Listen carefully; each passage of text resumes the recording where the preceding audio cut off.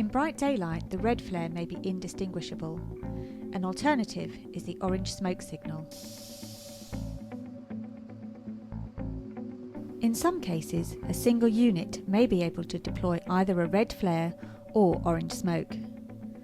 The orange smoke signal will produce a dense smoke trail for around 40 seconds and will provide a distinctive telltale back to the life raft or vessel. The dense cloud of orange smoke is particularly effective for signalling to aircraft in daylight.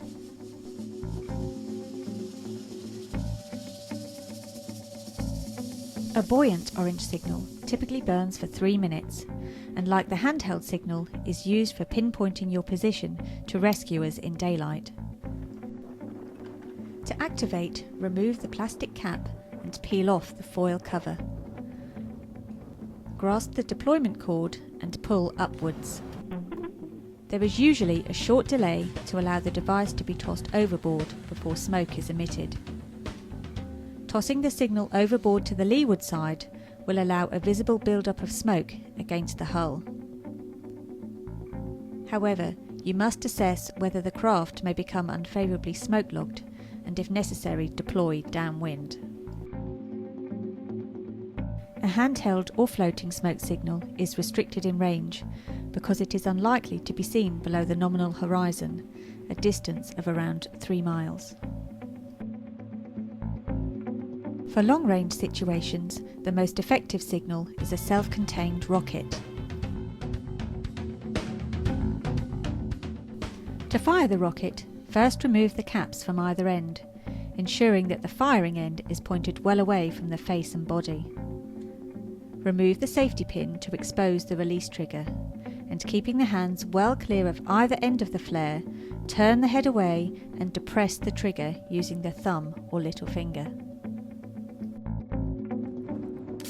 The hand-launched rocket delivers a bright red flare suspended on a parachute to a height of more than 1,000 feet or 300 metres. The flare will burn for 40 seconds and at night is visible from 30 miles away. Since the parachute can drift some distance after its launch, location is only approximate. To combat this, the parachute flare can be supplemented with a handheld red or orange signal to pinpoint your position once rescuers are within visible range. Maintain a tight grip on the flare as there is a possibility of kickback upon firing. Fire the rocket vertically or downwind in strong conditions, and in low cloud conditions adjust firing angle to 45 degrees downwind so that the flare remains visible below the cloud base.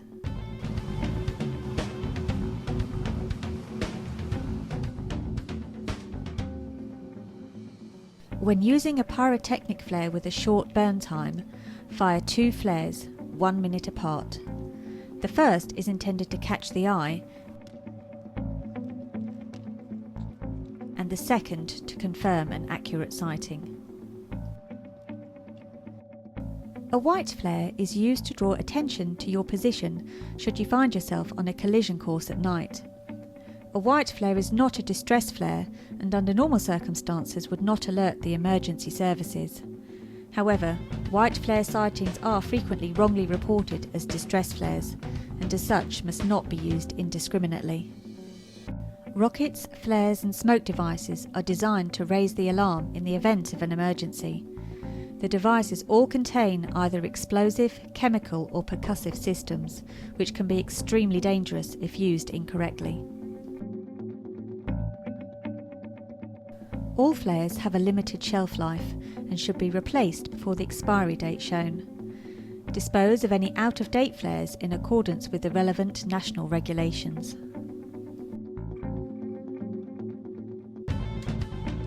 Take time to familiarise yourself with any flares or signals that you may be expected to use and where they are stowed.